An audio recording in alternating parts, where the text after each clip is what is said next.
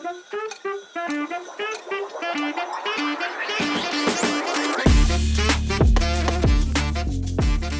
guys, welcome to the Big Man's Cabana. I'm your host, Matthew Lepore, and I'm on with a very special guest, Stephanie Grace. Hi. Alright guys, she is a country pop singer, and I think you first sang at Springford. Yes. Upper Providence when you were 16? Probably. This is years. How old were you? Because now we can do the math. Oh man, no. Just kidding. Yeah, I do concerts, but I also do school assemblies. Sure. So that's probably the first place I met you was at your school. Oh god, that was... I still remember that place doing all those like little banners on the walls. Yes, that school gave me such good vibes. Dude, they loved you. Oh, it was so, I felt like Taylor Swift. I think that's what people called you. Yes, No, yeah, like that is like yeah. I felt like Taylor Swift. Yep. That was the first time in my life I did a school assembly. And I walked in there, and never in my life had I felt so special. Like, to have all these young people look up to you like your son. And I'm literally just like, I literally am a huge nobody. And these kids like look, and yeah, I'll never forget. That was the first school that I ever went to. Yeah, you were equivalent to Taylor Swift in that school. That was pretty They good. had like posters of you up, and other girls Yes. like, oh my god. That was so. I remember just walking the halls and Yep. being like, oh my god, that's my picture. Yep, dude, you were big, and like Dr. Patchkey, I believe it was, right? She was the bomb. Yeah. Fantastic. No, she's cool. Yeah. But yeah, they loved you. And of course, Michelle Fonte, she was like the reason. Right. She was the reason I went to your school. So shout out to Michelle if she's listening. So how did that happen? Let's see. I just got to know Michelle through my shows and through some mutual friends, and she was like, "You have songs that really could reach young people. Come to my school. Like, I want you to meet. I want my kids to hear what you have to say, and I think that would go over really well." And she talked me into it because I remember I probably was 15 or 16 because I was in 8th or 9th grade, and I remember missing school to go to your school. And I just remember like sitting there, like, because I think it must have been an afternoon assembly, because I remember being in like first period English class and being really nervous. Like, I've never done this before. Like, I'm not even concentrating on what my teacher's teaching about Romeo and Juliet. I'm sitting there thinking I'm about to go in front of a bunch of kids and like talk and sing. Like, I was really nervous. This is starting to come back to me now. Yeah, that I was feeling all kinds of emotions, but it was amazing. So how was it then, like on that drive there? Like, you're heading over to the elementary school, shout out Upper Providence. Yes. And you're about to get on stage, you hear all these kids, she's like prepping all of us, we're all getting hype, we're rumbling our feet. And then the curtain opens and there you are, you're just ready to go. Oh my gosh. I will say there's really nothing in the world quite like it. Really? I feel like if you're not someone who's ever performed in any aspect, whether you're on a sports team or a performer in any genre or, dance, karate, whatever, like, it's a rush. It is so, like, you feel like you want to throw up and freak out and scream all at the same time. Nothing really quite can describe it. Terrifying. It is. 'Cause, like, I feel like too, it depends on the type of person you are. Sure. I am a nervous freaking Nelly. So, from a young age, I got nervous being in front of people. And it's funny because all of the careers I've had in my life have required me to be in front of people. Mm-hmm.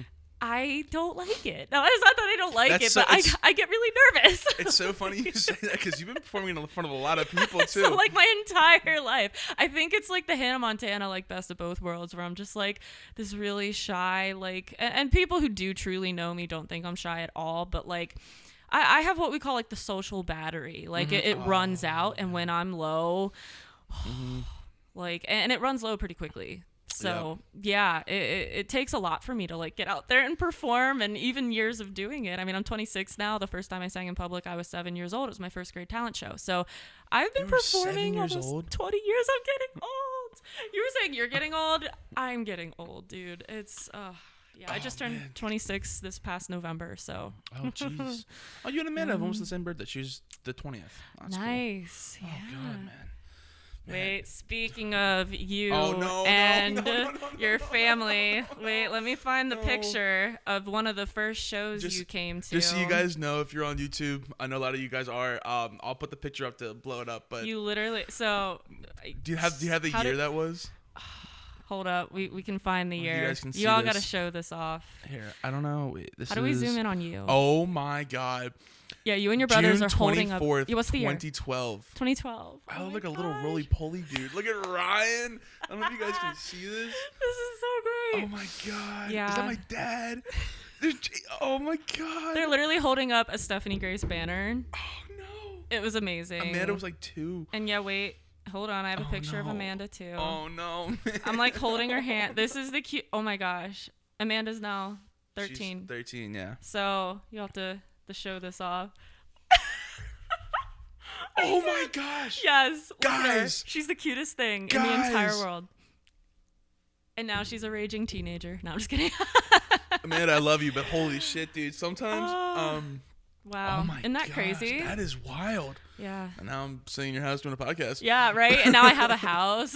Yeah. Like, That's- it's insane. We're all grown up now. That's crazy. Where So does the time go, man? see, no one told me this. I think when I was leaving middle school, I think that's when they were like, things aren't gonna slow down now, guys. Yeah. And now like college is like wrapping up. Your career's just going wild, and like your house, you're married, and you're a personal trainer. Yes, it's funny too. Like all the years I've done music, like going through middle school, going through high school, I'm like, music, that's it. I'm gonna be a singer. Like I don't care to what degree. If I'm just the girl singing in the local bar, or if I take it to Taylor Swift level, I don't care. I'm You were doing in Providence. this. Yeah, I was gonna say, if I could just like have that like from the rest of the world, that would be great.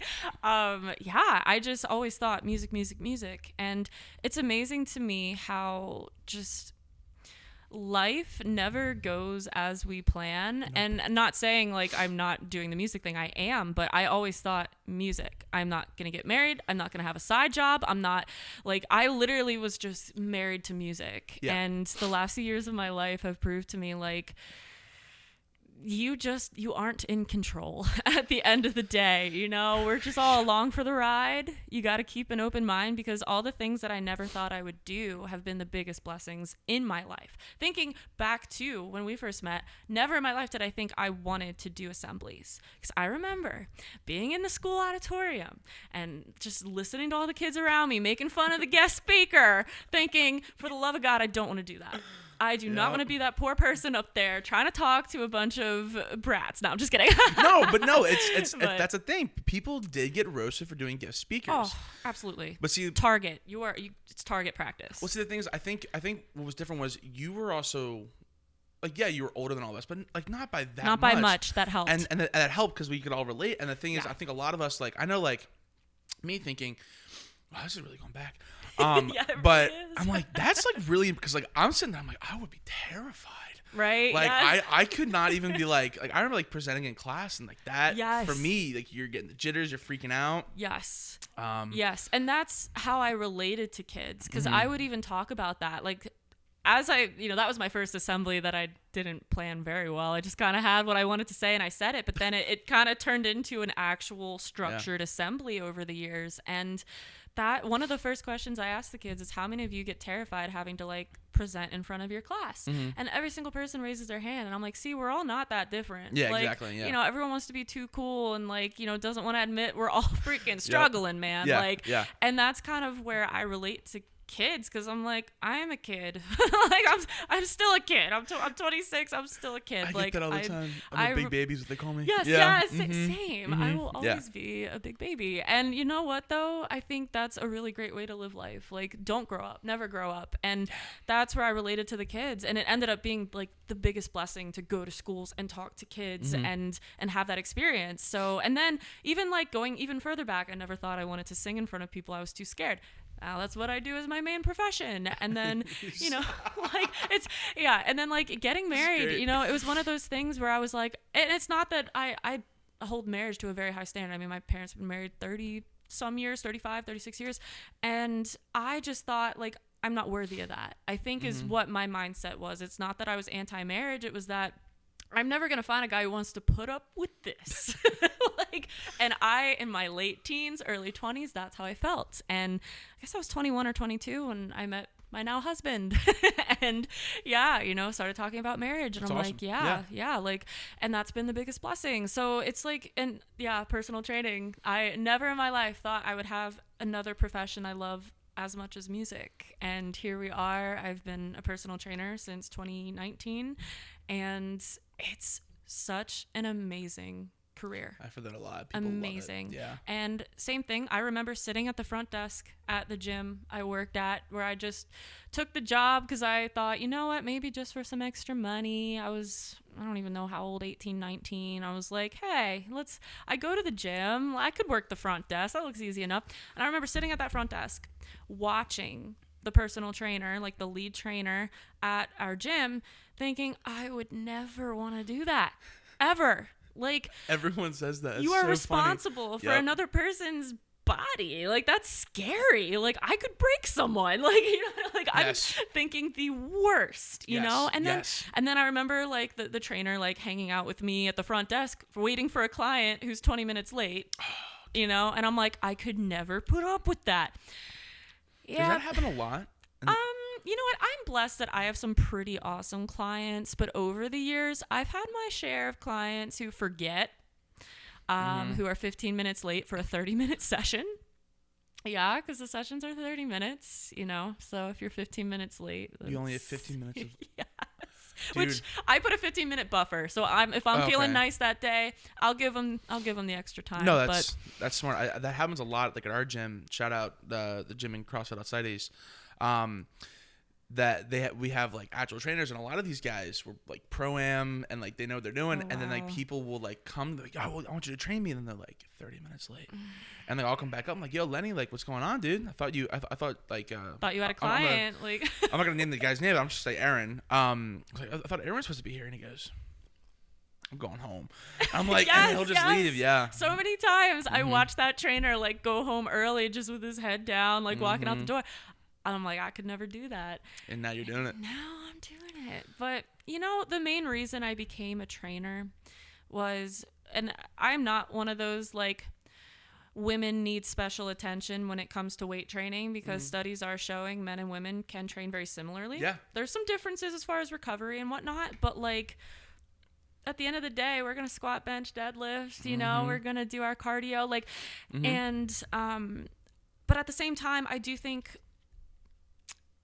going to a gym where it was very family oriented. That's awesome. It was great. It was fantastic. And what's the gym? Snap Fitness. That's where, and I'm no longer there. I'm now 100% just like training on my own. Nice. Which is great.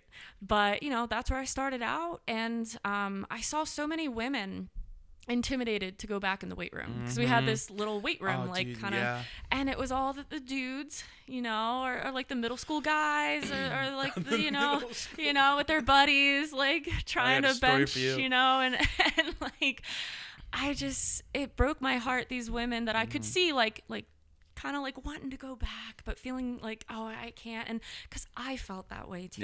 Yeah. Like for me, like what actually got me into working out and lifting weights was a trainer telling me, you need to lift weights, because all I did was the treadmill and crunches, and I left. And how many women can relate to that? Like we go to the gym, we walk on the treadmill, cardio bunny, do our maybe do some abs. I didn't know that was gonna be a derogatory term, but like I know that's what it's called.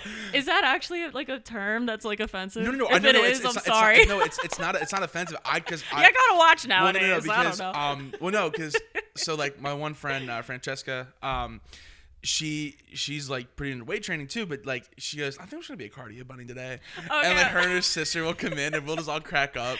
But okay, I wasn't sure if that's like offensive, but honestly, let's be real, like that, you know, point being, a lot of women will go right to the cardio section. And honestly, cardio is great too. Like, you know, as much as I prefer to lift weights, and I will joke about cardio, like rooting your gains. It's good for you. It's good for your heart. It's good for your overall health. So cardio is great.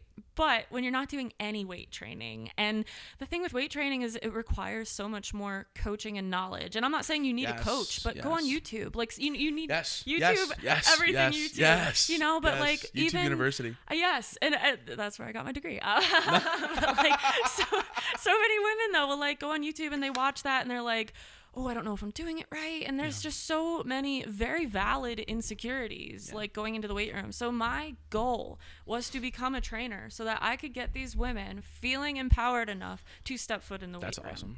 And it's been such a neat journey seeing women who, one, were afraid of weights, like, I'm going to become bulky. Yes. I hear that all the time. I get that all the time. Like women, especially like in our gym, we're a big powerlifting gym, and a lot of people compete. Yeah. And what I hate, one, is like, I'm just gonna say this: anyone who's like standing at a woman and making them uncomfortable, you're a douchebag. Preach. That's my biggest problem. But yeah, they're always worried about being bulky. Oh my God, if I lift weights or I train shoulders, I'm like, no, it's actually really healthy for you. Yes, you're going to get that lean look, you know? And I will say too, and I know genetics play a role. Like, yes, there are some women who naturally could pack on muscle a little more than other women, but it's not very common. Like, most women who do look super jacked, like bulky jacked, yeah, well, you know what they're probably doing, you know, and they're eating a lot. Like, dude, at the end of the day, I'm like, if you're stuffing your face with food and training a lot, like you might bulk up in a way you don't want to, but it takes a lot. It takes a lot to get bulky. Yeah, I mean, there's plenty of women like that do strongman with all of us, especially like the Lions Den. Nice. They eat excessive amounts, but like that's their goal. Yes, why is it a bad thing? It's not. You know, why it doesn't have to be this stigma. Yeah, you know? And those women are, well, first of all, they are amazing. Yes. But they will kick your ass. Yes. You have to really I know. Be on their good side, people. I know my threshold. Yes. I know. Yes. Yeah. But. Yeah, so that's I think the big misconception is like the whole bulky thing for women who that's not their goal. Like they want to get skinny, you know, like they want to get. I like the word lean. Like lean, you know, like for people, especially women, like let's focus on getting lean. But like to acquire that like body type, you do need to be lifting weights. Yes, like you can be like what we call the skinny fat, where it's like you're not taking up a lot of room, but you don't have like, you know, the tone. I hate the word toned. But I feel like that appeals to a lot of people. Yeah. You can't technically tone a muscle. Like, if we're going to get very technical. But that's the term I use because I know people know what I mean. Yes. You know, like, basically, instead of, like, drab, it's like, yes. You know, like, whatever language I got to speak to. Well, no, I'm glad you're explaining this because, like, there's, and like, I know, like, a lot of women, like, Francesca and all you guys that usually watch this, this is great. You have an actual professional trainer who is telling you guys it's all cool. Yes. And like I know like a lot of these guys like Patsy, she's in a PL meet on I think Sunday, and like she's awesome. Like, I need to get toned. I'm like, Patsy, you are certified for CrossFit. Like why are you freaking out? Yes. And she's like, yeah, but I'm like, I think the industry does get her a little bit. Oh. It's hard. Yeah. It's hard. Like, and I think too, it does depend what your goals are. And like, if you are like a CrossFit person or a powerlifting person, it's like, you can't sit there and be like, I want abs. Like, I mean, yes, abs, low body fat percentage, you know, that's at the end of the day, abs, it's a low body fat percentage. And I have to tell that to a lot of people because they're like, well, if I do crunches, I'll get abs. And I'm like, it's so much more than that. Yeah, it's more in the kitchen than anyone can realize. Abs are made in the kitchen. I used to hate that saying, but like it's a fact. It's pretty true.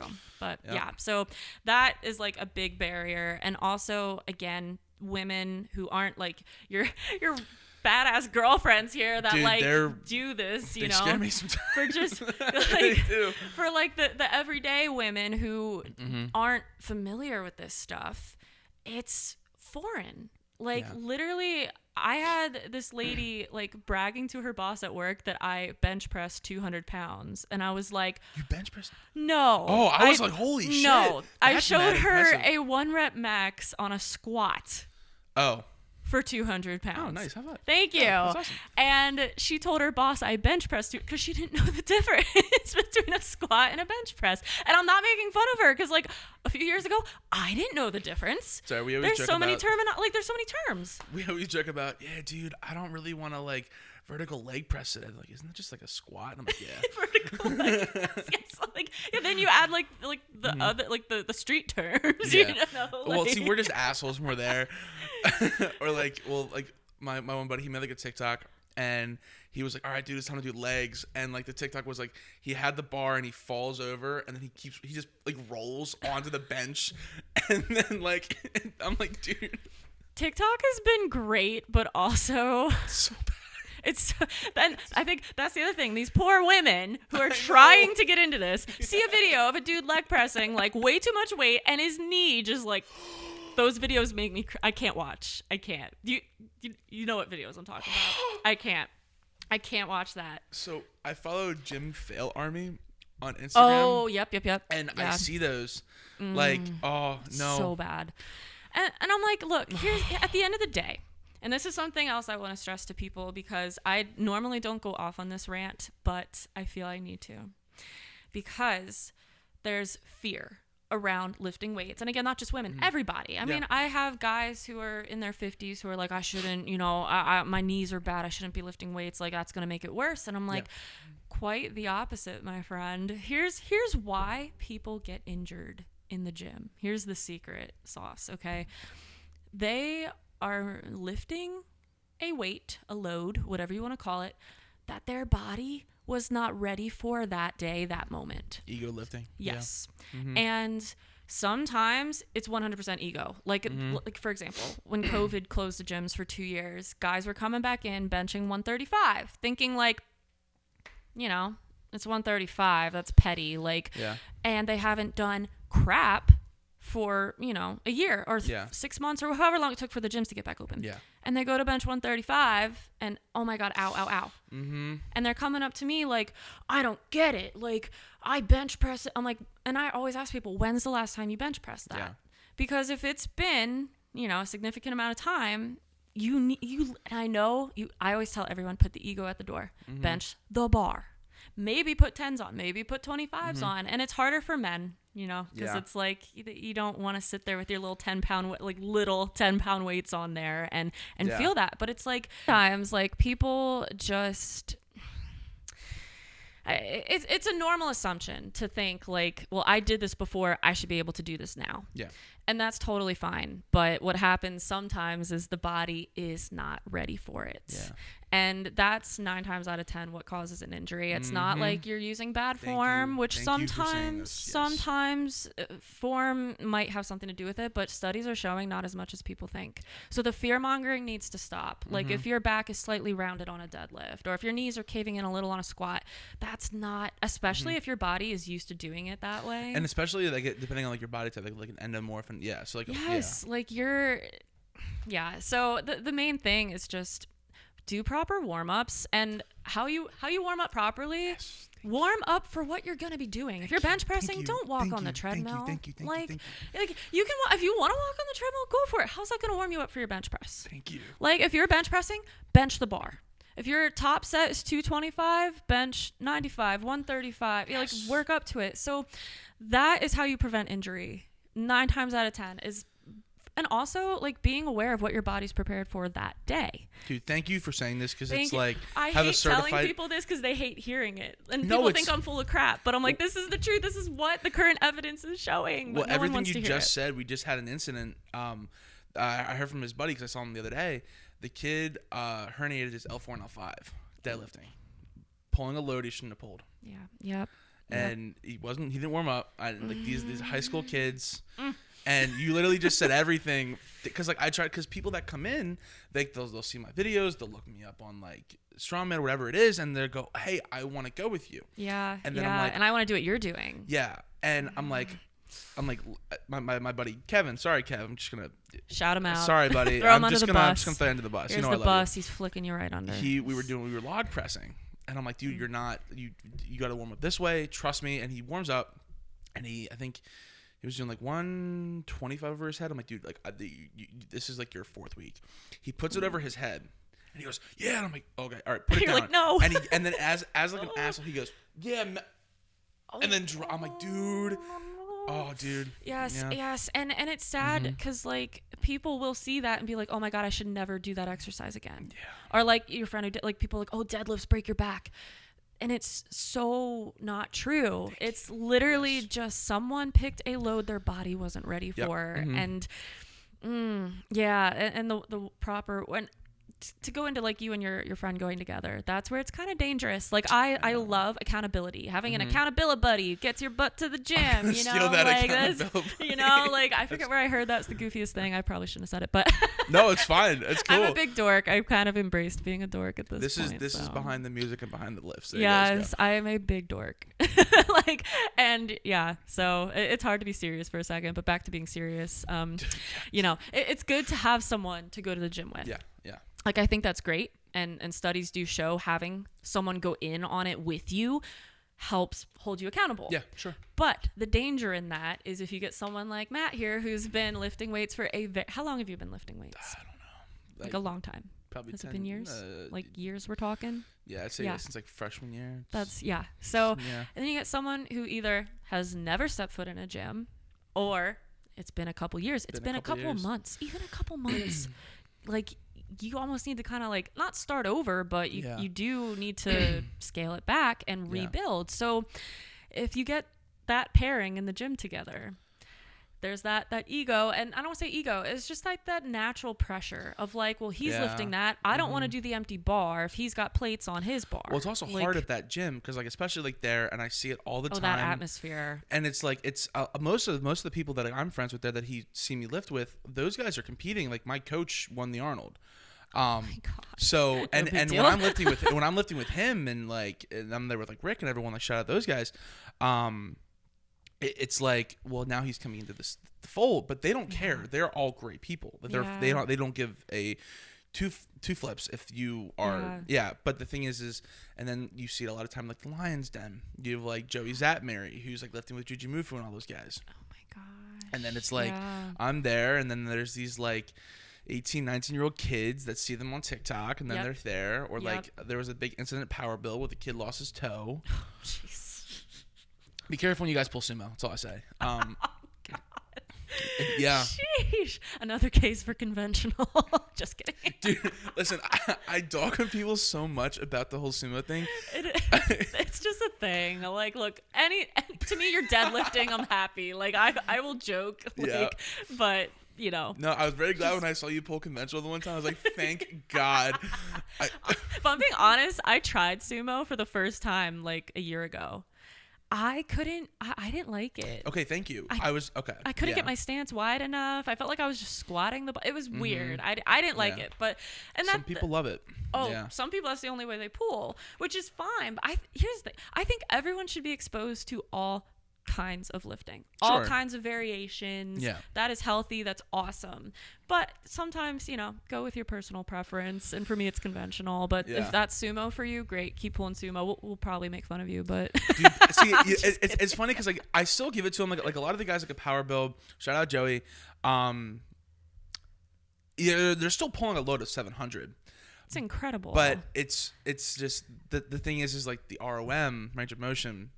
It's a lot different. Like I had him pull the same thing, conventional, and listen, buddy, 615 looked kind of heavy, didn't it? Yeah. But they're two different kinds of lifts. Yes. I mean, yes, they're both deadlift variations, which again, you should have exposure to both. That's great. Well, you should. It's great for your adductor and abductor too. Absolutely. Yeah. But you're not gonna be able to pull the same weight for sure. No. Yeah. Unless you're like Larry Wheels. But yeah, no, I'm glad you said that because like I do feel bad. Plus, like in like my community, it's illegal to pull it in strongman. You can't pull sumo. Really? No. Yeah. So a lot of the guys that like are pulling in the 8s or 9s at the gym, they're like, "Oh, you guys just pull sumo." We're like, "No." Yeah. Yeah. Yeah, and again, and here's another thing I like to tell people about too. Strength is specific. And I know that sounds like, well, duh. Like you get better at what you do consistently, duh. No, people don't know that. Mm-hmm. Like people are like, well, maybe if I like keep doing push-ups, I'll get better at my pull-up. And I'm like, no, you'll get better at doing pull-ups by doing freaking pull-ups. Yeah. Like, and like this transfers. A lot of things don't really transfer unless it's variations. Mm-hmm. Like again, you're very like squats. If you do pin squats, pause squats, tempo squats, your regular barbell squat, your front squat. Oh, dude. No, I will take a normal barbell squat. Thank you very much. But it's good to have exposure to all different kinds, and lunges, step ups, all of that. But if you're someone who is competing for a specific competition and your standard barbell squat needs to be peak, like you should spend all your time doing that. Yes. You know, obviously in a structured way, in a structured program. But yeah, so I think when people come to me, I always say, like, what do you care about? What do you like? People think that's actually really good. Yeah. Because people think just because I'm a trainer, like sometimes people think it's a cop out. Like, oh, she just is too lazy to write me a routine. I'm like, no, I'm going to write your routine, but I'm going to write a routine based about what you care about. Like if you're someone like a woman who wants to be able to do 10 push-ups on her toes and she can only do 2 right now. Cool. We're going to do a lot of push-ups. Nice. You know? I like that. No, that's cool. But if you're someone who just doesn't care, I'm just looking to get healthy. Cool. I'm going to have you do compound lifts, some accessory work at the end, some abs, whatever. But you know, like I want to know, like, what do people care about? What do they want to get better at? You know? See, good trainer, guys. That is that is really good, because there's a lot of people who train. Shut up, drop, and give me 20. I don't give a shit what you want to do. Exactly. Or they like, no. But no, you can curse. It's fine. It's all. I don't normally curse. No, you're fine. You're fine. JK, I curse a lot, but I don't normally curse on camera. It's all cool. I like, well, when I'm not in school, I'm working in the kitchen, and like it flies. For me, it's like band practice. Like, yeah. Yeah. Shout out to my band. There you guys go. There's lots of fun words flying out, but, and it rubs off on you. Again, yes. Just like, you know, weight training, like what you're constantly exposed to, you get better at. Yeah. Constantly exposed to cursing, you get better at cursing. Yes, you do. Yes, you do. It's a bad Sorry, habit.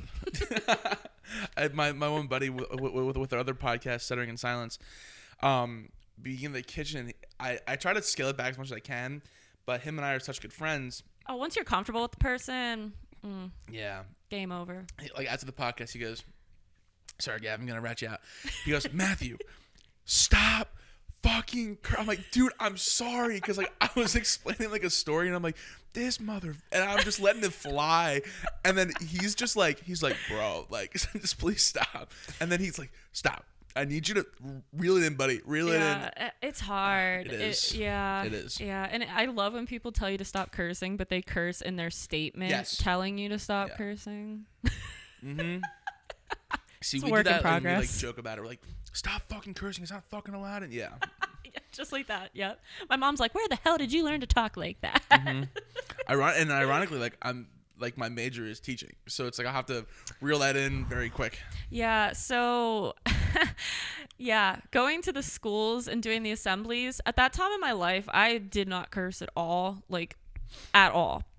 And getting into my late teens and 20s, you know, they start to slide out a little bit more. Mm-hmm. And I can remember like going to a school and like being up there in the microphone and like, I forget what I almost said. It was really bad. And I caught myself, but I was like, ooh. Oh no. Actually, it happened at a show one time. It was, we were doing a song by Miranda Lambert, who is like renowned for like, I don't know, just the typical like angry, scorned female country singer, like wanting to like kill someone who did her wrong, like that kind of thing, you know? So I was like, oh, another crazy bitch country song. And there's this 11-year-old girl sitting in the front, like staring, her mom's looking at me like, and I'm like, my guitar player's like, ooh.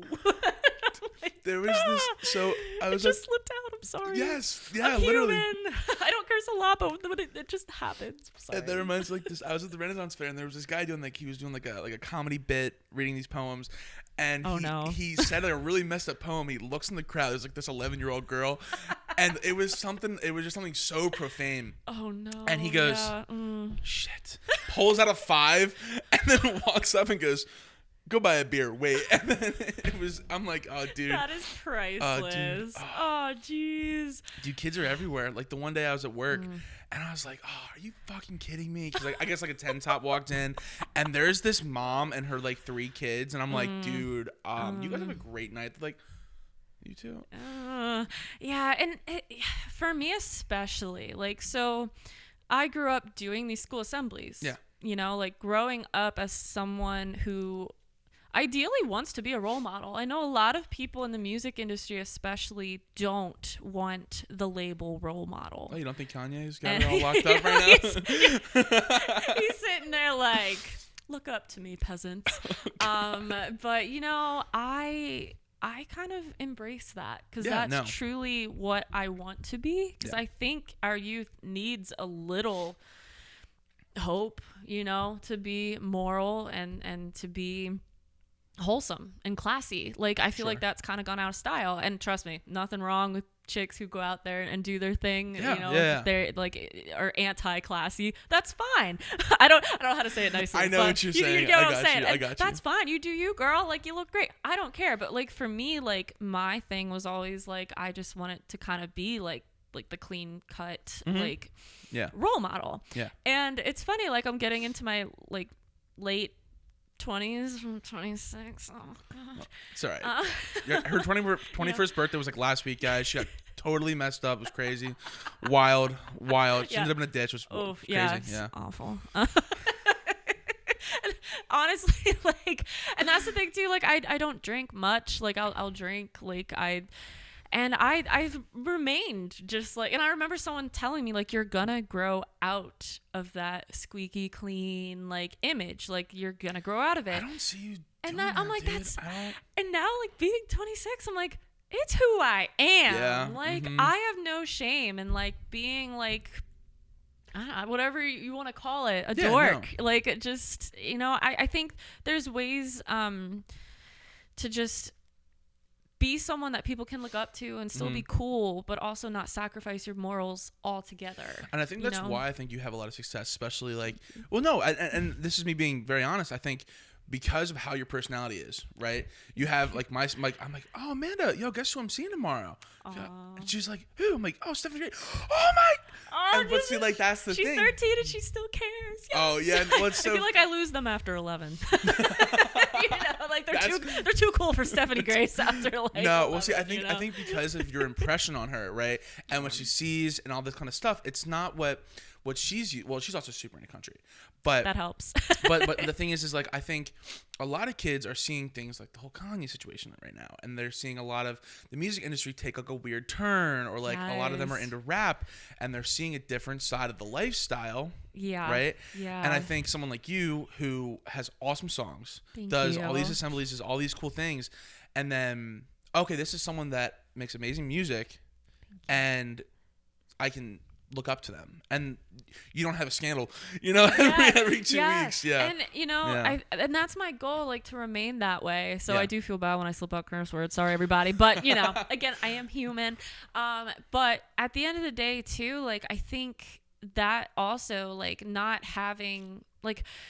And by the same token, I don't have like an interesting story because I auditioned for The Voice. I auditioned for the X Factor, and The Voice, I got one round away from the chair. Or actually, there's multiple rounds before the chair turning around. People don't know. You have like 8,000 auditions for people who are not, whoever the coaches are these days. I don't even know. You're performing in front of producers multiple rounds before you get your butt on TV. So I was like a couple rounds away from actually being sent out to LA to get in front of those producers. Oh God. All right. And, which is a huge honor to get that far. But the paperwork they had me fill out didn't even really ask about singing. Like they literally were like, what hardships have you had to overcome to become the singer you are today? Do you have any not like health problems, but that's like kind of what they were hinting at, does your family support what you do? Do you have anyone in your life who doesn't support? I'm like, what? Well, it's funny you say that because that's the joke where it's like the sob story. Yes, the sob story. Like there is, I have to find it. I'll put it up for you guys if I can find it.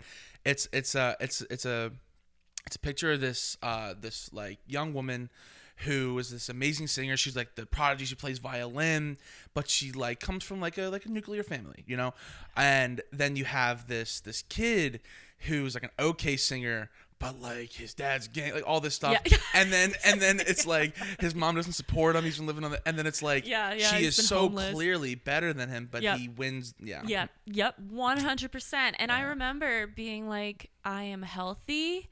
I have a beautiful family who supports what I do. My community's embraced what I'm doing. Wow, I'm boring as hell. They ain't gonna want me on their show. And sure enough, they didn't. They did not want me. And that's their loss, And I appreciate that. But it's sad to me how like you do have to have something. So I remember like someone said to me recently, like, you should audition for American Idol. And I'm like, at least that one seems to focus a little more on I'll be honest, I don't even watch the shows anymore. And it's not because I'm bitter, but I'm just like, here's the other thing. Who's won The Voice? the last 6 seasons. Can you name a winner? Couldn't tell you. No. They make you sign so much paperwork that like you're stuck. Yeah. Like you can't go do what you want to do. Mm-hmm. Like they control you. They own you. So it's almost really? to the point where it can backfire. Like I'm probably like gonna get freaking blacklisted now by the music industry, ratting out all the secrets. But no, it's true. Like you end up signing paperwork that they own the rights to your songs, your previous songs, your future songs. Really? And I'm like, I'm sorry, where were you when I wrote that song, recorded that song, spent hours in the studio working on it? Like, I mean, of course, you know, labels have their cut, but yeah, it's yeah. So the show route, not for me. I'm not a spectacle. I sing, I speak from the heart, and that's what you get. I'm sorry, that's boring. I don't but, think that's boring. You know? I think that's the problem with like a lot of these TV shows, and I think that's why people don't know the winners, because it's not. It's everyone's like, okay, like what was it, with like X Factor, it was like you always had like a singer win so many times, but then you had this like, well, I mean, aside from that one gentleman, I can't remember his name.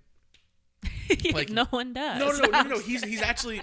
Oh, is he actually famous? No, he's a famous comedian now because of it. I know who you're talking about. You know what I'm talking about? Yes. Oh, that's gonna bug me. See, so that's much. it's. I know who you're talking about. Yes, though. Yes. yes. He actually has him, had a career. Yes. But he is funny. But like that's like that. Like you have like all this stuff, and like singers will win off these crazy stories, but then you have people who have like these wild talents, like magic, whatever it is. Yeah. And they never win, and it's just. Yeah. I think that's what drives people away. Where it's like you have these authentic people, not even just singing, not even just anything else, but it's like they might not have a crazy story. They're just super talented. Yeah, they're just doing their thing, you know. God forbid. Right? Yeah. Yeah, but I was thinking maybe like I could be like, I'm just a poor little personal trainer from Douglas, Tucky, Pennsylvania. Douglas Tucky. I'm like, how can we spin this? You know what term I just learned the other day? It was maybe a couple weeks ago. Pennsyltucky. Oh yeah. I didn't know that was a thing. I'm from Douglasville. We call it Douglas Tucky. I graduated from Boyertown. We call it Boyer-Tucky. And yeah, Pennsyltucky. Yeah. Oh God, I didn't know that existed. That probably offends someone somewhere. Oh yeah, but it's okay. It's okay. I brought it up, guys. Cancel me. Yeah. We're both being canceled. But no, yeah. I saw it. Someone that I graduated with tweeted it out. Like, oh my gosh, what's it like being like not living in Pennsyltucky? And I was like, what the and then my dumbass went, I'm gonna comment because I have to at this point. What's Pennsyltucky? And the absolute backlash that I got. Oh, I bet. People were like, "Are you kidding me, Matt? Like, you live in Royersford. Like, what do you?" And like, I'm just getting like, and it's like I'm getting roasted. Yeah. Oh. People are taking pictures of my forehead. Like, bro, people are cruel, man. Well, I know all these people. I didn't take that any helps. offense. Okay. Yeah. No. Then they can roast you if they know you. No, I didn't take any offense. So I thought it was funny, but I was like, bro, I didn't mean to like have a whole thing. It depends where in Pennsylvania you're from, because I remember being in Nashville for an event where there were artists from all over the country, and you know, I had this girl from California, and I was talking to her, and you know how she was getting her start, and she was like, "Where are you from? I love your accent," and I was like, what accent? Yeah. I don't have an accent. Yes. But I said Pennsylvania. She's like, oh, that's weird. Because, like, isn't like, she was picturing, like, the cities, like Philadelphia, Pittsburgh, you know, and I'm like, I'm from Douglasville and Pennsyltucky. No idea what you're talking about. Yeah, but I'm like, what accent? Like, to this day, I'm like, what is she talking about? Dude, I forget, like, and like when like my grandparents come or wherever it is, like people like forget that like I'm like from Trenton, and they go, dude, like your family. I'm like, listen, and oh, dude, it's wild. I think the first time I ever saw someone that looks like, oh, I love your accent was my best friend's family. They're from Georgia. Now I never thought. Well, see, Southern accent. Yes. That's an accent. I never thought about like me having an accent. Yeah, right? So I'm like, oh God, I love you guys. And they're like, you have the accent. I'm like, what? No way. No. I always hear that like that's a thing. Like I still have like I saw like a TikTok where it's like this young woman, she's from the UK, and she goes, now you're gonna hear my American accent. And I was like, oh my God, they do the same thing there. Yeah. Wow. Mm-hmm. Yeah. It's perspective. You know. Yeah. It's very interesting. Oh God, I don't know, man. It's just I wish people could like experience what Pennsylvania is like, because they can go from a place like Philly, heading down like 476, and you're in like places like KOP, and then you keep going out, you get to like O&J, Boyertown. Yep. I love Pennsylvania. You know? Yeah, Get a taste of all of it. Well, see, you travel though pretty frequently, right?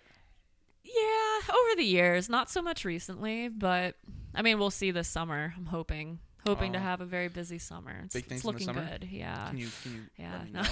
No, I'm just, No, yeah. Yeah, like I have a full band, 2 guitar players, bass player, drummer, and you know, we're hoping to expand the market outside of Douglas, Tucky this summer. So I'm so gonna use that. I am so gonna get like crapped on for, and I swear it's all in good fun. Like I sure. love my hometown. Like Douglasville's awesome. Honestly, like I don't even think it is like an actual Douglas Tucky, to be honest. Like it's rural, but it's not. No, yeah, no. When I was heading here, I was like, It's nice. yeah. Well, because here we are. We're in Douglasville right now. Like, what do you think? Is this nice? No, it is nice. It is. Yeah, no. I was pleasantly surprised because like when I drove to see like the Polychromatics, shout out you guys. It was like super like almost like inner city, and then it would like it was kind of like this. And I was like, Pennsylvania's wild. Yes, like it doesn't take long, like just driving to see like a variety of landscapes. Yeah, it's nice though. And then Jason, like he goes to Kutztown, so like I've had to pick him up, take him, and I'm like, I'll go through like not almost into Reading, but like it's literally the same way here, like turning right. Yeah. And then we'll just keep going, and then it's just farms. It's just that's all it is. Like. Like, oh. Yes. No, I remember doing an assembly at Ole Valley Middle School. No. And like we pulled in the parking lot, and I'm like, "Is that cow manure?" Yep. Like you're just same thing with Twin Valley. It's the same thing.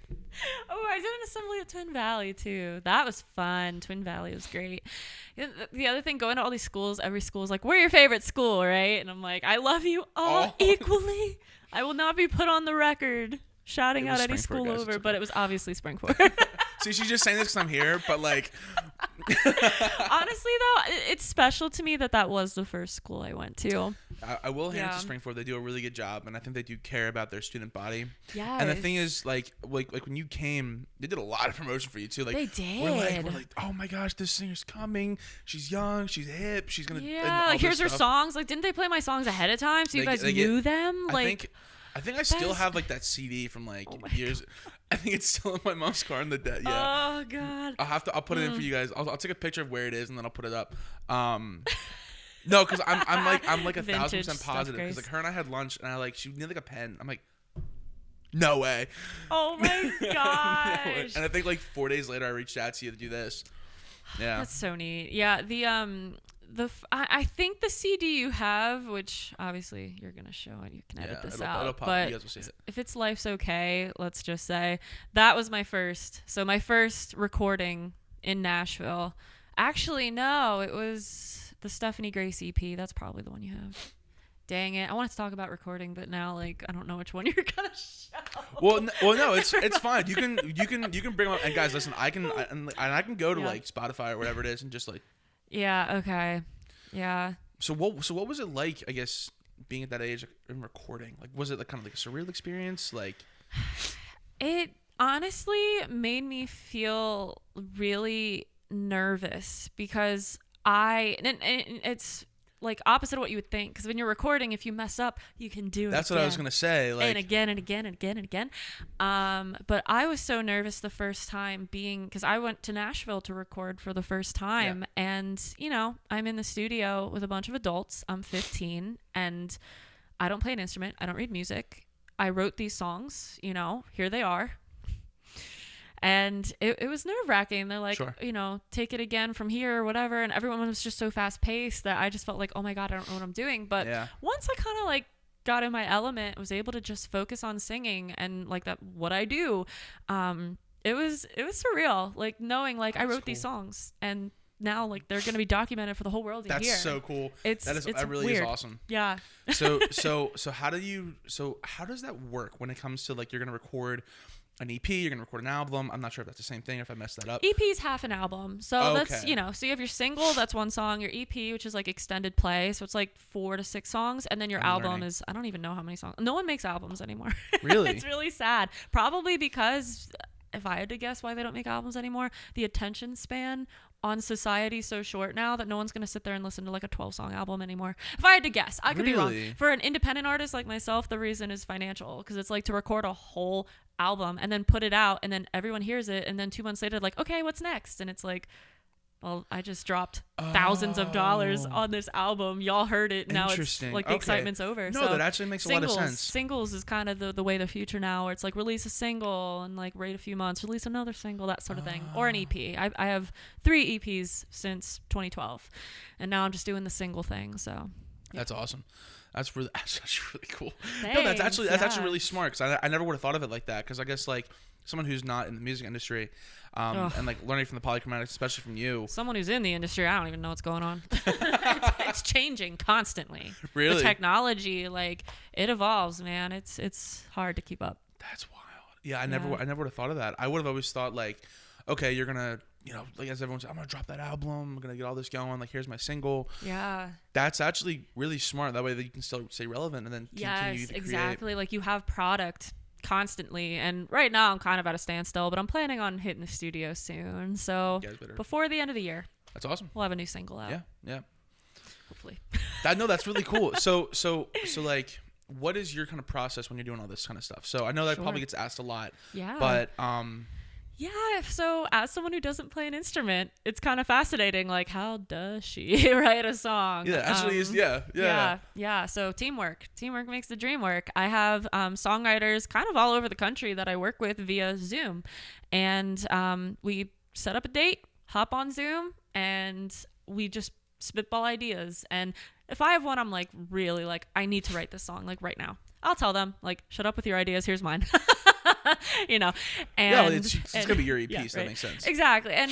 But they have to like it too. I'm like, but obviously if your heart isn't in this and you think it sucks, then we're not gonna do it. But that makes sense. If they're vibing with it, then we start with like, okay, Steph, like what do you have written? Do you have a chorus? Do you have a verse? Do you just have a concept? What do you got? And depending on how much I have, we might tweak what I have down and then kind of build from there. Like, okay, we have a chorus. Now we got to write a verse. Let's go back and, write the first verse and second verse. And do we want a bridge in this song? Should we just repeat the chorus? Like, and you kind of work through all of that. But yeah, they'll basically like bring out their instruments and start fiddling around with different chords. And it's like, what about this tempo? Sometimes they'll ask like tempo, like, do we want this to be like a banger in your face? Do we want this to be mid-tempo, slow it down? And we kind of just like verbalize like what the goal is and then kind of just work through it together. And that's so much. It's a lot. And that's like the rough draft phase. So then we document the rough draft, so on an iPhone, on maybe even like a laptop studio, whatever, and record just like what we call it, a work tape, and the work tape is just, this is what we hope for it to sound like, not produced, like just raw. Here's like the melody, maybe these chords. And I send that to my producer. Shout out to Josh Mendez. He's awesome. I've been working with him since I'm 16. Yeah, wow, 10 years. Awesome. 10 years of working with Josh. He's like one of the only people I will go to for recording. So, awesome. So I send it to him, and he'll tell me right off the bat no. Or, and sometimes it hurts, but 9 times out of 10, we are on the same page. That's like, cool. he'll be like, yeah, I can, and he'll get excited, like, ooh, I can see, like, a big intro with drums, and then like it fades out, and then it's just guitar, and like, that's awesome. And he just got the wheel spinning, and I normally sit back, because some artists are very involved with the studio process. Like, I want a lead part here, I want this. Like, I'm a little more like, y'all know what you're doing. I said my piece, like I know how, and then I kind of just let the professionals do their thing. And see, that's cool that you do that, because I think that actually allows for better, like, better product. But better product and better like cohesion. Because like if you are like the singer, right, and they're like, listen, you're the professional, I'm gonna trust you. Because I feel like for someone like who like me, if someone's like, hey, listen, Matt, like you know how to do this, I trust you.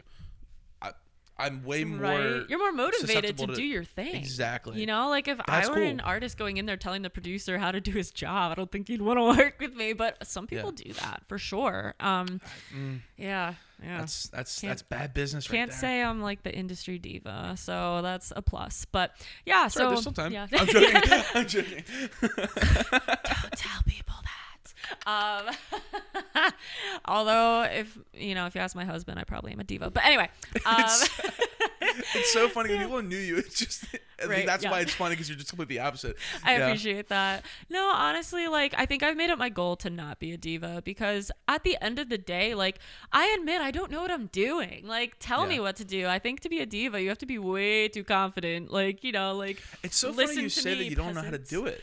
Yeah, because like it seems like you do a really good job doing it. I appreciate that. Yeah. I think part of me is very self-deprecating. I think the same way. part of me, right? Like it's like a way. coping mechanism. I don't know. Do you have a good therapist you recommend? Probably should be in therapy. But, Dude, same. I'm crying. I'm crying. We're like not okay right now. Wow, we're gonna get deep in this podcast today. Oof.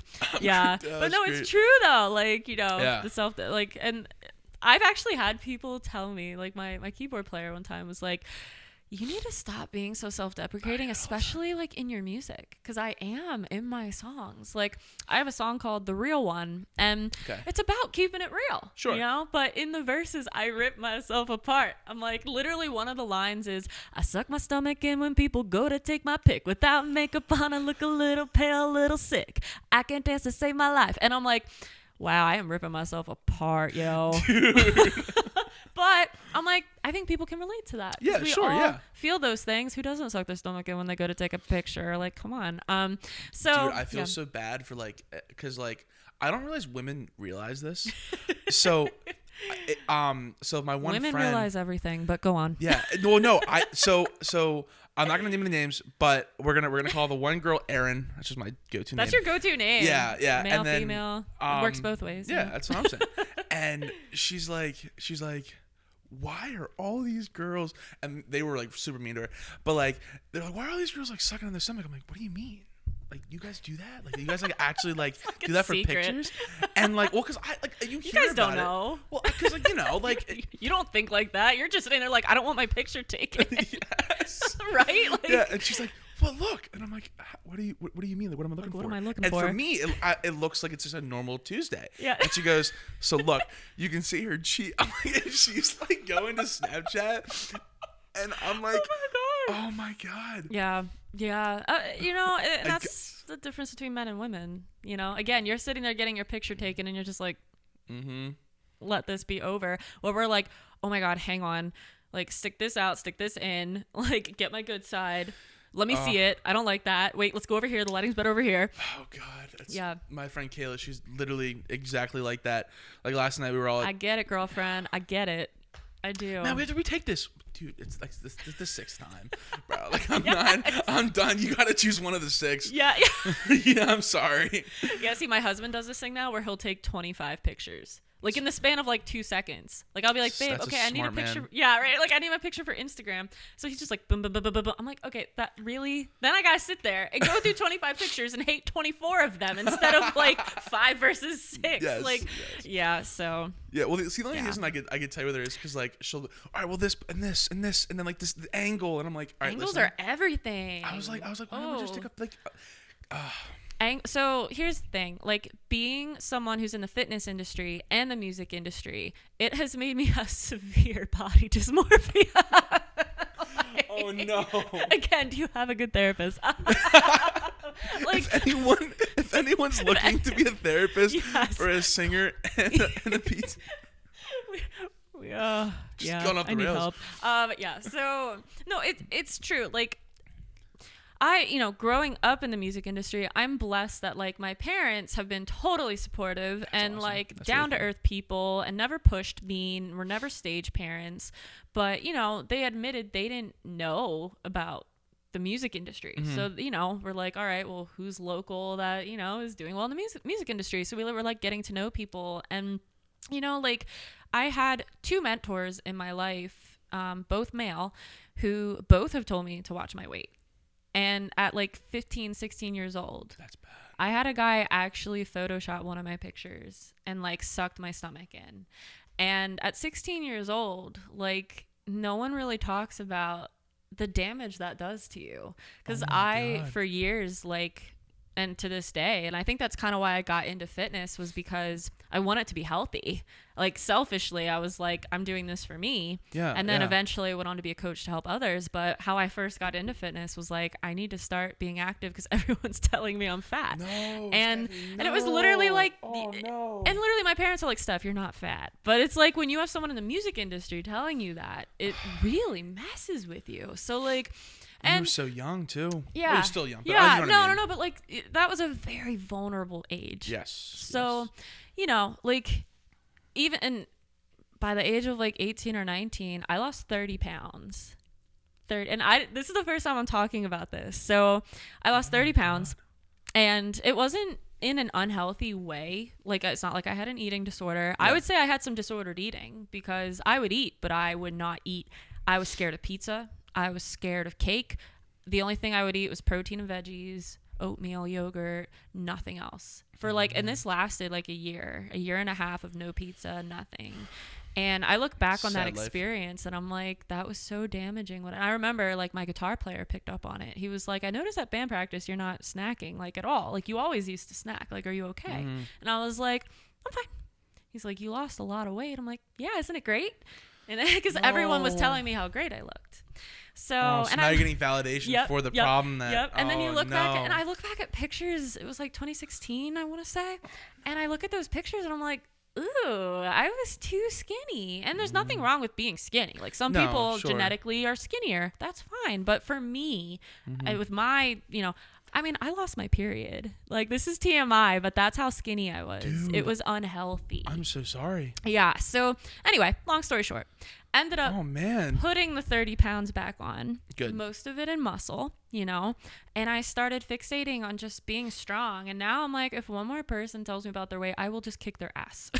Like, so to go from that vulnerable 16-year-old now, like 10 years later, I'm just like, I'm sick of this. Now like, you're a PT. Yes. And I'm like, and my goal is to help these women too who have that fixation on food. It's like, that's really good. Having food as good or bad. Like I tend to do that too, where I'm like, oh, I was bad today. And it's like, we got to stop that. Like, dude, that's actually really good that there's someone like you out there that has this experience, especially in like your industry. Yeah. Because like there's plenty of like women who have that we talked about earlier, like that they don't want to be bulky, but then they're also like, oh, I can't eat this. And I'm like, right. Well, why? Yeah. And then like people don't understand like the whole thing of macros and things like that. So and just you guys are hearing it firsthand.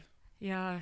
Just Yes, a little bit of everything. Because like, I hate, and I don't hate a lot of things, but I hate diets that eliminate food groups. Like if you're going to eliminate, and for some people, like again, competitions, that's different. No, yeah. Your body, whatever, you know, but if you're telling people don't eat carbs, eliminate sugar. Don't eat fruits and vegetables because they're high in carbs and sugar. I'm like, fruits and vegetables. What about all the nutrients in those? Dude, people don't understand how bad it is to like not eat carbs too. Yes, they're like, your body wants carbs. I'm lethargic. I'm this. I'm like, well, what kind of carbs are you eating? Oh, like, I took it out. They said it wasn't keto. I'm like, brother, you want to know why you're lethargic? I'm not a doctor. Keto flu. Is that a thing? Yeah, actually, your body can go through flu-like symptoms if you deprive it of carbs. And sometimes just a few days into keto. I actually saw the trainer at my first gym I belonged to like go through the keto flu. He looked like hell. And yeah, he's like, I'm on keto. And honestly, at the end of the day, I don't hate any diet. Like, I know I just said I hate diets that eliminate stuff, but I have nothing against keto, nothing. Well, except the fact that you can't have a banana, but you can have bacon with butter. Wait, what? Keto is like all fat, right? Like, oh, fat, I didn't. Fat. I'm actually. Yeah. I'm very ignorant. With keto? I am familiar with keto. Like I'm not familiar with like. I know about it, but I'm ignorant on most of the topic. Yeah, and that makes sense. And I should say I'm not like an expert on it. I just know it's extremely low carb. Like. Yeah. Lots of fat. That I knew. I just want to put that out there. I'm pretty knowledgeable on a lot of things, but I've never looked into it, obviously. But yeah, no, I don't know that much about it. I just know there's a lot of people that were doing it and they were having a lot of issues with it. Yes. So like at the end of the day, I think the only nutrient that like the only thing I would tell you to look out for is saturated fat. Like if you're eating a crap ton of saturated fat, you can start to see health problems. But at the end of the day, you know, like your healthy fats are great for you, you know, but if you're eating only fats and no fruits and Yes, vegetables and yes. whole grains and like fiber. Like you need all of that. So that's where keto, and just from my understanding of keto, it's very low carb, lots and lots of fats. Because I've witnessed people on keto literally putting a thing of butter like on everything they eat, and bacon every day. And I mean, bacon's great. I was gonna say, don't get me wrong. That's not the worst thing. But like every single day, and then Yeah. and I just worry about the saturated fat intake. So that's where I find it a little contradicting. But at the end of the day, if you do keto the right way, where it's not that there's the right way, but if you're eating like healthy fats, you're like lean protein and avocados and that sort of thing, like you'll be satiated, which that's how people are losing weight. Because one, carbs is a lot of water weight. So when they get that initial weight loss, it's from cutting out the carbs. And then they're satiated a lot quicker because, some carbs are not very filling. So it's like, I get that. So keto can work for people. But if that's not you, like if you're someone who freaking loves carbs, don't cut them out. Like it's like, why? You can lose weight and still eat carbs. So yeah, it drives me nuts. But yeah, and then there's intermittent fasting for some people that works great. I wake up starving. If I did intermittent fasting, I'd end up overeating. By the time I can eat, that I'd end up gaining weight. When I was wrestling in high school, that's what I was doing. And then I would notice, like, I'm like, you're like ravenous by the time you could eat. Because like I usually never ate breakfast. So like I would like go to school, and then I wouldn't eat lunch, and I would just take a nap in the wrestling room. And then when I got home, oh my gosh, it was no food was safe in the house. No food was safe. It was, I couldn't do that. And fasting there were studies that showed that there were some benefits, but now they're kind of showing if you like comparing intermittent fasting to just an equally caloric diet, you're going to get the same results, whether you space out the calories, So it's more about your overall calorie intake for the day. Versus when you consume them, because at the end of the day, I'm learning so much right now. I thought I was. And again, I only get into this with certain people because I know some people don't want to hear it, and I'm like, I get, because they're like, it worked for me, and I'm like, that's great, that's anecdotal evidence. Yes. Just because it worked for you doesn't mean it's gonna work for Bob or Susie. Like that's not.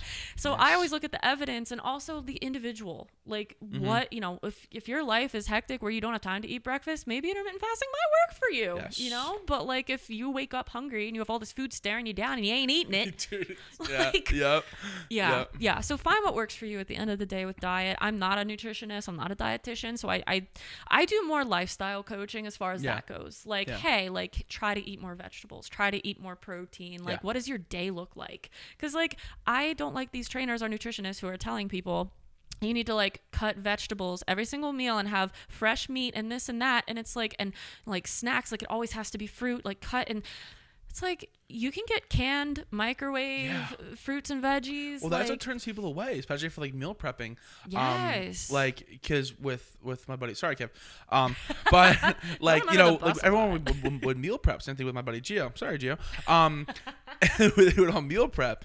And the thing is, it's cool when you first do it, but then it's like once that new initial excitement wears off, it's gone. They're just like, well, Matt, how are you still doing it? I'm like, because like it's now it's a habit, but before it's like it's cool to do it, and then like it stops. Yes, it's like, oh, now it's a chore. Now yes, it's a chore. And again, some people it works and it helps them, But I always tell people like just make a really healthy dinner and make like a lot of it, and then put it in containers for lunch the next couple days. That's like any little ways you can help yourself, because planning helps. But too, like if I know I'm going to be going out to eat later and I'm like going to go ham, I'm going to try to like have lean protein and veggies like the rest of the day, because there's opposite ends of the spectrum here. There's these people who are too rigid with their diet and need to like loosen up a little bit. Then there's people who maybe need to cut back a little bit, and compromise. Because I tell people you don't have to cut out everything, but you might need to cut back a little bit. So yeah, it's very nuanced and it's very complicated and it's very individualized. And I know that with a lot of my clients, like they understand, like at the end of the day, I'm the one who needs to make the difference in my diet to see the difference with my body. Sure, yeah. Because as a trainer, and I learned this the second or third client I ever had, I forget. I was new to being a trainer, obviously. I was only a trainer a few months, and I worked with this woman 6 months, and at the end of the 6 months, she was like, I don't look any different. And she was like mad at me. And I was like, What are you eating? Well, I mean, let's talk about your diet. Like, and I mentioned it to her at our sessions, but I never really thought to like make that clear to people. Like, you have to, like, you can do all the sit-ups in the world, all the squats in the world, all the running in the world, but if you're eating like an a-hole, you're not gonna lose weight. Yeah. Like, you can't out-train a bad diet. People don't like that. They don't want to hear it. I'm trying to Matt Frazier. I don't know if you know who that is. Oh, why do I know that name? He's he's the best CrossFit. That's why. Yes, CrossFit. Yes. Thank you. CrossFit. Yes, he is awesome, and he said it himself. He goes, "Listen, I tried to out-train a bad diet, and I took third the 1 year." He goes, "I ate everything," and he goes, even at my level, training as hard as I was, I couldn't out-train a bad diet. Yeah. And like, there's a bunch of people that come in, and like, we're gonna see it in like a couple weeks. Oh, yes. The New Year's resolution is, and nothing against them. Hey, good for them. But they're gonna notice, like, you'll see in the next couple weeks, like, oh yeah, and they'll walk up, they'll talk to you, and like, and it's always funny. They go, yeah, I'm gonna be in here every day. I'm gonna lose all the weight, and I'm like, well, do you know what your macros are? And then I just see the confusion. I'm like, gotcha. Yep. And it's frustrating as a trainer, because I think too, sometimes, and this is none of my clients currently, but I think people would hire me for someone to blame, for someone to hold accountable. Oh, I can see that. Because they like, well, I hired a trainer, so I'm going to lose weight and I'm paying her all this money. And it's like, 'cause personal training is a luxury. Like, it's expensive, but it's like, you know what? You're paying for me to literally like coach you. But at the end of the day, I'm coaching you on your workout, not your diet. And and some people don't even ask. Like, they don't want to know. They don't want to change their diet. That's fine. But the people who ask, like, I'll tell them, like, here's what I recommend you do. Yeah. Outside of what I'm like. And then they see change. Yeah. Yes. Yeah. And it's hard, because it's really hard to change your diet. Really hard. Yeah. Really, really hard. So I try to meet people where they are, because that's really good. We need more personal trainers like that. You have to meet people where they are, because if you're telling someone, again, like I said, the single mom telling her to have fresh, meat and veggies every single meal, and this, that, and the other, you have to cook all the time. It's like, she's not going to be able to sustain that, even if it lasts a couple days. Yes. And she's going to hate it. And it's like, she has kids, and you have to look at the person's life and what works for them. Yeah. And that's how people see results, is when they find something they can stick to. Because at the end of the day, it's consistency. Like, if you are not consistently doing these healthy habits, like, you do them for a week, you lose a pound, and you're like, cool. And then you just go back to the way you were. It's like, and then you gain 3. Yep, exactly. And then it's like, oh, well, that did, like, sometimes I do recommend people count calories for a little bit. You don't have to do that to see weight loss. Some people do, because they don't realize how much they're consuming. Yep. So I'm like, just for 3 days, track your calories. Yep. And my coach, this is me. I was like, oh my God. Yeah, it's eye-opening. Like, when you log, like, literally just putting dressing on a salad adds, like, do you ever notice when they put the calories on the menu at the restaurant? The salad is 1,200 calories and the steak is 280. Do you ever notice that? I have seen that. I never noticed that. I have seen. Look next time. Seriously, look. I think it was Chili's I was at, which I forget why I was at Chili's, but I see this 1,200 calories for like some chicken salad, and I'm like, what on earth? It's a salad. I got a freaking steak. Not that, like, steak's not bad. I wouldn't eat it all the time, but I mean, steak's great source of protein. Yeah. I got the filet. It's nice and lean meat. Nice. And some veggies, and that was a whole meal there. It was great. Add some rice with it. Wow. What a healthy meal compared to the $1,200 calorie salad that had like the dressing and the croutons and the I don't know what made it that many calories, wild. To be honest. I know, like, Caesar salad's like really bad. Oof, yeah. And then like we had one lady put our garlic parm sauce in her. So good. I was like, so calorie dense. Like, dude, I was like, I make this, like, I know like how much, like, yeah, you know how many calories are in there, and here's like, and it's sad, because I try to find the happy medium of not fixating on calories, but also being aware that things have calories, and it comes down to calories at the end of the day. So it's tricky, because here's the other thing too with the out training a bad diet. we ain't burning as many calories as we think we are. Yes. PSA, Yep. that Fitbit telling you burn 500 calories on your 20-minute walk. It's, first of all, we could do the same activity, same pace, same duration, and we will burn different amounts of calories. Yes. Every individual is different. So a device is not going to accurately tell you how many calories you're burning. And I hate telling people that because they love looking at their Fitbit and it's exciting. And if that gets them excited, cool. What is the thing? I don't even know if it's in that gym bag. No, it's a band. It's like a. Is it a heart rate monitor? No, it's like a dermo. I forget what it's called, but it tracks my heart rate, my sleep, and I can wear it on my arm or my chest. That's where I usually will wear it. Yeah, that's most accurate. And it, like, I remember when I first put it on, he goes, "Listen, man, I'm gonna be honest with you. It's gonna look like you're gonna. It's gonna look like you're dying, right?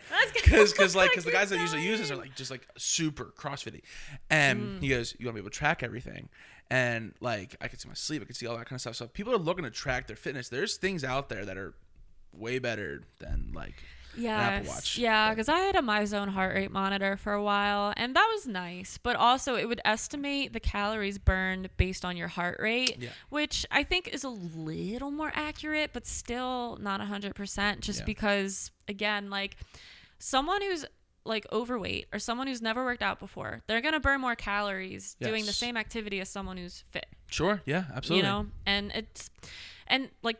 Let's say you start a running program. Day one, you're going to burn a lot more calories than you... Cardio. Oh. Again, do cardio, people. Do your cardio. Yes. We're going to complain about it. I will absolutely complain about it. Oh, my God. Andrew, I hate your moxies. Cardio, man. I tell you what, I started running last April, like consistently, like 2-3 days a week. And the only reason I did was because, you'll enjoy this. Last year at this time, I dropped a 45-pound plate on my big toe. Have you ever done that? Have you ever dropped a weight on your toe? Like a 5? Yeah, for me it was the stinking 45. Oh, what? Is your toe like good or like? Yeah, the toenail's still kind of gross looking, but sorry. I just had to give everyone that visual of my purple toenail. Believe it or not, that is not the worst thing people have said or described in this. That's good. That's good. I mean, it's like a year now, and it's finally starting to like grow out. But anyway, at least I didn't lose the toenail. I was like paranoid about that. But anyway, so 45-pound weight dropped on my big toe, literally last year at this time. And my feet hurt. It was the strangest sensation. Like it just stung. But the sting lasted like 20 minutes. And then it finally felt normal again. It was like all kinds of colors. I'm just in the shower and I'm like, I think I broke it. So I went to an orthopedic the next day and I broke the sesamoid bone underneath like the main bone. I know exactly where that is. Shattered it. I like shattered it. Like it was in pieces to the point where they were like, we're going to see how this heals. You might need surgery to like remove the bone fragments. I'm like, blah, blah, blah, blah. No. And then I literally, like my husband was with me when they told me.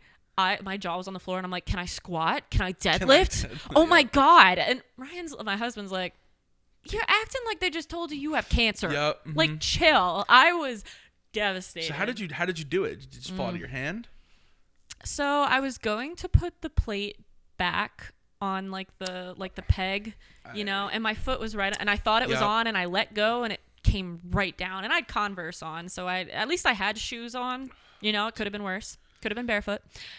But oof, that was terrible. The second you said that, I already knew.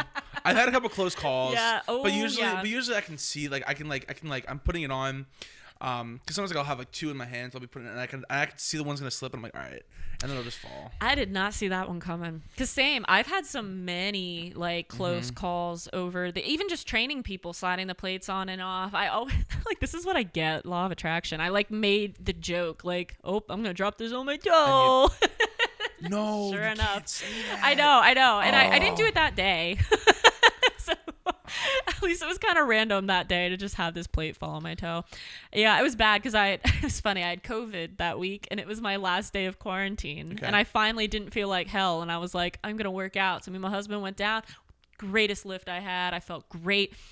And it ended with me dropping the weight on my toe. Dude, no. And then, so go to the orthopedic. They put me in a boot. Oh. I'm like, it's a toe, not an ankle. Yeah. Like, he's like, well, and he's asked what I do for a living. Like, are you on your feet a lot? I'm like, hell yeah, I'm on my feet a lot. Like, I wore that thing for shows, the stupid boot. I stand up to train my clients. Yeah, sure, Obviously, sure. like, I had a boot camp, ironically. Like, You were in boot the next, camp, I literally had a 12-week boot camp that started like 2 days after I ended up in this stupid boot. So, went along with the theme, I guess. Dude, it's just living in my head, just dropping it on my toe. I know that shook me up big time. So went through that, and it was fascinating to find what I could do, because as a trainer, I'm like, Steph, take your own advice. Yeah. Focus on what you can do, because I was in borderline tears because I was having progress with my squat, progress with my deadlift, and being told like you can't do any of that because the doctor said anything that puts weight on that foot, on that toe, don't do it.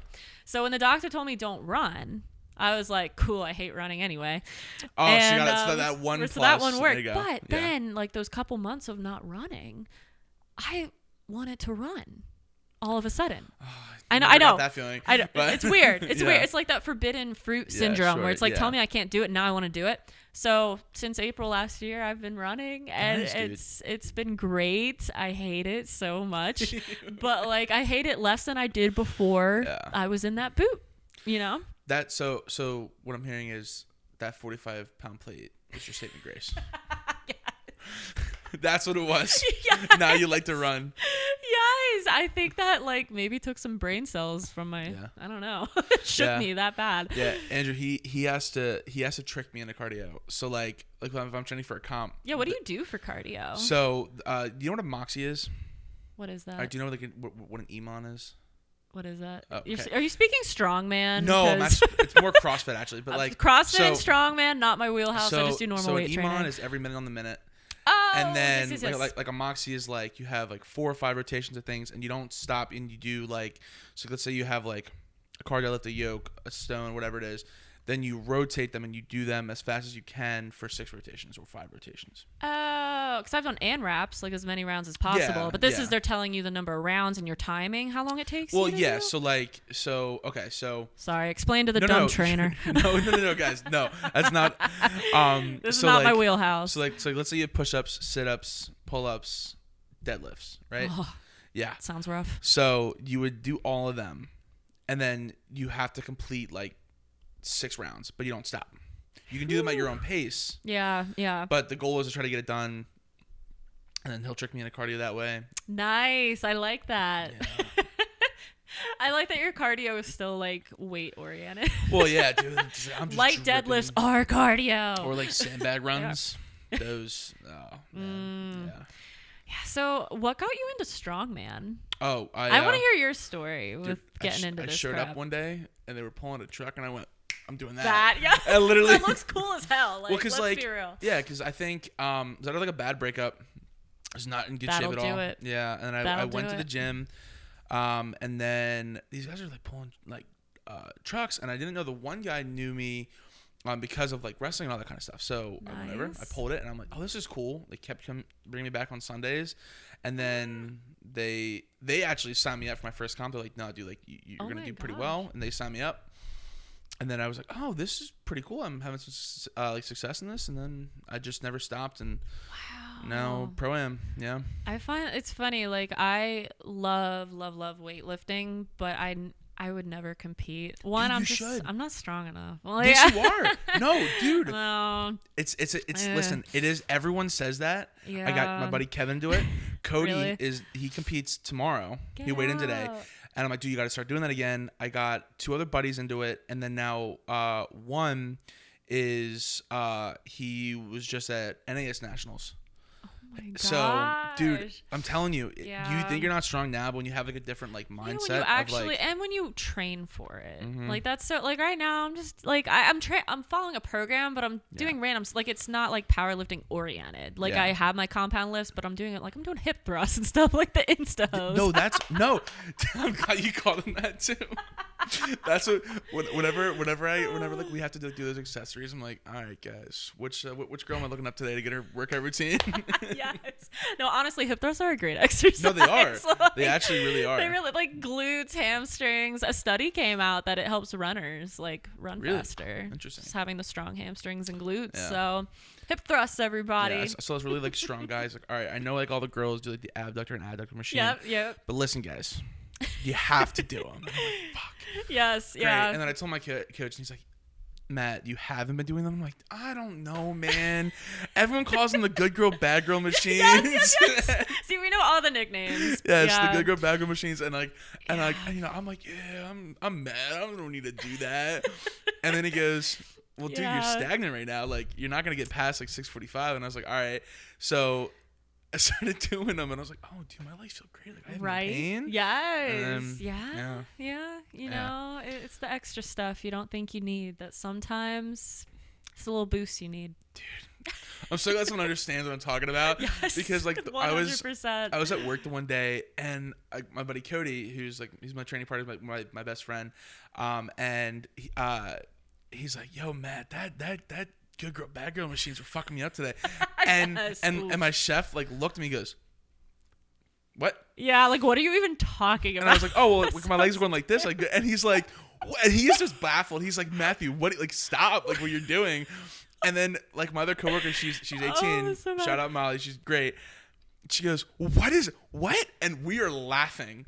We're just having a good old time. And then like we explain to them what that was, and they go, "Oh." Yes, like, context. I tell you what, in the fitness world, there are a lot of things like, and again, there's like the street names for them. Like I don't think on the machine where they have the name in the picture, it's gonna say good girl, bad girl machine. But you know, but like all the different names, it's like, you know, it's hard to kind of keep up with all that. Mm-hmm.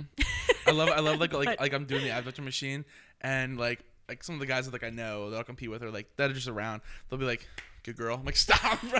Jeez. Yeah. No. There's like, well, there's like the saying like with hip thrusts, like don't make eye contact. Yeah, that's a big one. But like, no. Oh, so I was gonna say like, if you're not someone like who goes to the gym or is like at least familiar with some of the fitness stuff, like there are some exercises with like really questionable names. So like I had a class I was running, like an interval training type class, and I would just like tape the signs that had like the station, like what exercises you were doing at that station, like on the wall. And I had them, I was still living at home, and I had like the signs on the kitchen counter. My mom was like, "What are ball slams? Oh my God. Like, is this like an all men's class? Like, what are you having these guys do?" And she was like freaking out. I'm like, "Mom, it's a ball and you slam it." Like, it literally, the name implies what you're doing. Yes. My mind never went there for like the 2 years I was running that class at that point. Never did I think like, I don't have a dirty mind to begin with. So like I've said some things where people are like, and I'm like, wait, what? Yeah, like so So the ball slams. I'm trying to think the word deadlift scares people. Like the word dead's in it. So when I tell like a 40-year-old soccer mom I'm about to make her do a deadlift, she's like, "That sounds terrible. What is that?" That I tell to do deadlifts, they see like, you know who like Robert Oberst is? Oh, again, I know that name. He's like a professional strongman. Yeah, strongman. Yes. He was on a podcast, and he talked about like, he's like, if you don't compete, the risk reward ratio for deadlifts is like far beyond. Like you shouldn't do them. And then that went viral, and people stopped deadlifting. Yeah. And I'm like, listen, guys, if you do it right, it's fine. But like, yes, I get the worry. That, you know what? I do remember hearing that because I did have some people asking me about it because I am like the deadlift queen. Like I encourage everyone to deadlift. I deadlift, and everyone freaks out. Like, oh my God, like, you know, you can injure yourself. You're going to break your back, and you're lifting with your back. Oh my God. And I'm like, your back has muscles, people, and they need to be worked. And again, going back to the topic of the training load, if you are lifting the empty barbell, most likely you'll be fine. Yeah. And like my cue for people just to get that flat back with the deadlift, which at the end of the day, having like a slight round isn't the end of the world. Right. Like studies are showing that now it's actually okay to round your back a little bit, as long as you don't look like a freaking comma. Like you'll be fine. Dude. But oh God, I see some of that. I'm like, but slight rounding is okay. But for beginners, where I'm like, look, I tell people like stick your chest out like you are like the king. pinch your shoulder blades together as you're bending down, like you're taking a bow, but to keep, from looking like a comma when you bend over, like nice proud really chest and like keep that tension. Yeah. Like for girls, I'm like, stick the girls out, Nice, yes. And they remember that. Yes, yeah. Oh, okay, stick them out. And if you have that tension in your body, like you're mentally like, all right, I'm nice and tense, I'm ready to lift this.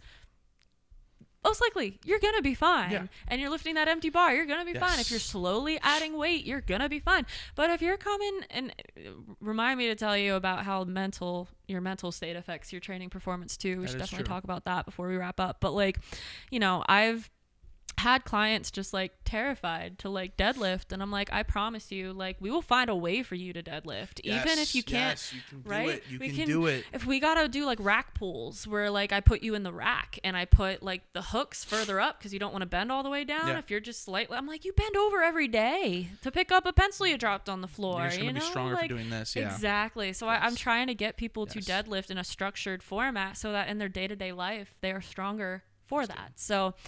Yeah, but that mental state is so important. Big thing.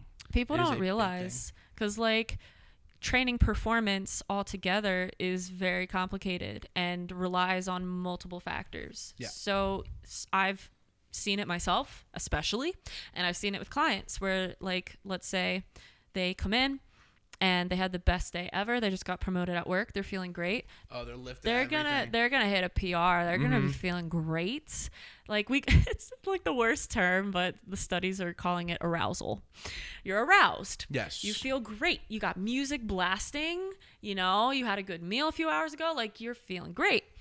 Where if you have zero arousal, there's no music playing, there's no motivation to train, your girlfriend just broke up with you just like got fired, like you haven't slept well that night. It's playing Katy Perry on the outside. Actually, you know what? I don't know. Yeah. No, for some people, that's it. That's like just doesn't set the mood quite right to go in beast mode. Yeah, it can absolutely interfere with how much weight you're able to lift that day. And a lot of people don't know that. Like I've had clients come in and, I load the barbell and they're like, oh, this just feels really heavy today. I'm like, this is your warm-up set. And I'm like, you know what? Okay. Noted. Yeah. We'll keep it there for today. Yeah, people don't realize that. They don't, and they're like, what did I do? The feel weight. Yeah, and they're like, what did I do last week? And I'm like, doesn't matter what you did last week. What you doing right now? I'm like, what was that? No, I was just saying like, it's what you're doing right now. Oh yeah, right, exactly. Where it's like, I know naturally we want to compete with ourselves, of course, but like at the end of the day, every day is different. And you have to treat it that way. Yes. You have to treat every training session like a totally, I don't want to say a clean slate because you want some reference to what you did last week, but there's just going to be days where you're going to be able to lift a lot more. And then there's going to be days where it absolutely sucks. And I've had that. Yes. Where I've literally had days where like, if I was just really stressed about something and I'm like, I don't even feel like working out right now, but I got to get it done. And then it's weighing on your mind. Yep. Mm-hmm. And you got that heavy mind and you try to lift heavy weights and it not ain't working. And I remember I was doing 215 for 5 reps and I did 135 that day for my 5 reps. And I was like, you know what? I worked out. I lifted. I got the fitness adaptations because believe it or not, even lifting at a lighter weight, you're still getting the fitness adaptations. No, sure, yeah. So people don't know that. They think if I can't give 100%, it's a waste of time. Yeah. And that drives me nuts because it's like, no, you're missing out on potential benefits just by doing something. And that's how they stop showing up then too. Exactly. Yeah. Yep. Because they think, well, I'm failing because I am lifting 25 pounds less than I did last week. And it's amazing. And it's, I don't tell too many people this story, but like the mental state. So my husband and I were downstairs lifting. I have my home gym here and, I forget what I was yelling at him about. I swear. Oh, no. I don't. He's going to see this and be like, oh, man. He's literally, and it's rare. It's like, I'll be honest, like, we've been together 4 years. We never fight. Like, we don't fight. Like, we have we have disagreements, but it's always respectful. Like, okay, cool, you're wrong. I'm right. Moving on. But, like, we don't argue. But that day, like, I was in a mood. And I was nagging him about something. And he was taking it like a man, loads up. And this is like literally while we're about to work out. So he's squatting. I'm deadlifting. I'm doing my warm-up set. He does his warm-up set. He's good. And we're like in just silence. And he loads up the bar. I forget what. He had 2 or 3 plates on. And 3 reps in, I hear this, oh. And I'm like, oh no. like loads the bar back, and he's like, I literally just tweaked my back. It hurts so bad. So he tweaked his back, and this weight he has lifted consistently for weeks. Oh no. So everyone's looking at me like, oh my God, like squatting with the bar on your back, it tweaks your back, it ruins your back. I'm like, no. It's much more complicated than that. And then people who actually kind of understand are like, wait, let me get this straight. He's lifted that weight the last 3-4 weeks, and then he comes in today to lift it and he tweaks his back. How did that happen? And I'm like, I'll be honest with you.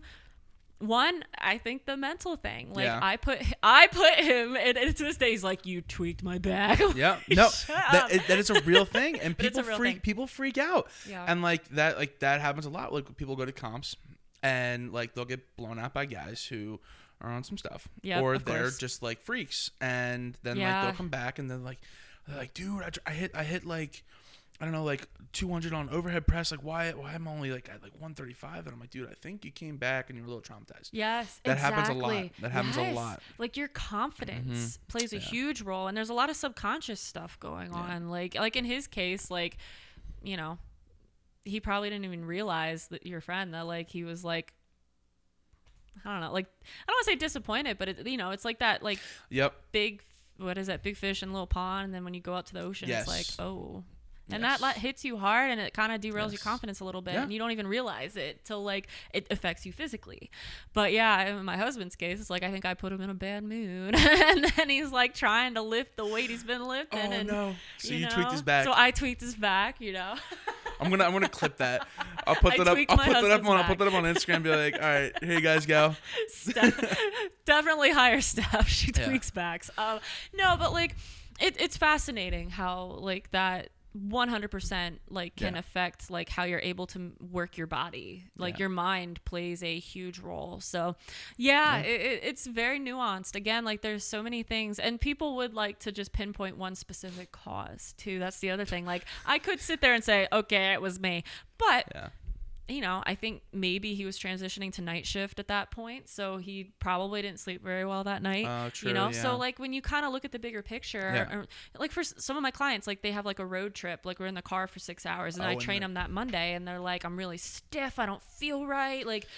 And I'm like, well, you know, how'd you sleep on your trip? Not well. You know, how long were you in the car? 6 hours. It's like, and it's not that any of that is bad. You got to live your life and do those things, but don't make that derail your fitness, your motivation to work out. You know, like you still should work out, but just again, adjust Watch the weight. Your load, Exactly. Load management is what I call it, where it's like you are keeping a very close eye on how things are feeling. Yeah. You know, like I always say the body. I hate to cut you off, but my laptop is just gonna.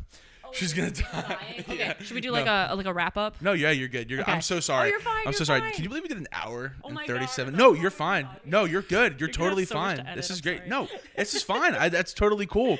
I didn't mean to cut you off. I just No, I'm glad you did. Versus like we don't even get like a wrap. No, we're cool. Okay. But all right, guys, listen. Thank you for tuning in. I have actually learned a lot of stuff on this podcast, so I hope you guys learned too. Oh, I hope so. Now, Thank you. This is gonna air going into 23. Got you. So is there any big dates you want to put out there, or check out my music on Spotify? I have all my singles and EPs up there, and just check out my website stephanie-grace.com to see what shows I have coming up. Cool. I'll put everything up for you guys. You guys are gonna see it live now.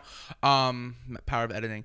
And guys, thank you very much for having me. Thank you for having me. Awesome. This was awesome.